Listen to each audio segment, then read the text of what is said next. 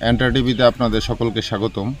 আমি এই মুহূর্তে এখন দাঁড়িয়ে আছি ব্রাহ্মণবাড়িয়া জেলা করবা উপজেলার গোবিনাথপুর ইউনিয়নের বুল্লাবাড়ি। এখানে পাহাড় কেটে সমতল করা হচ্ছে। মালিকের নাম ইউসুফ, পিতার নাম আব্দুল জলিল। আমরা এই মুহূর্তে এখন দাঁড়িয়ে আছি বুল্লাবাড়িতে। আপনাদেরকে একটু দেখানোর চেষ্টা করব 43% জমি কিনে পাহাড় কেটে এটাকে সমতল করা হচ্ছে, যাহা পরিবেশ আইনে অবৈধ। 43 জায়গা কিনছে, এটা বেকুর মালিকে এটা মাইলি কাইটটা সমান করে দিব, হেবাটা কন্ট্রাক্ট নিছে। ও বেকুর মালিকের নাম কি? আলম। বাড়ি কোথায়? টনকি।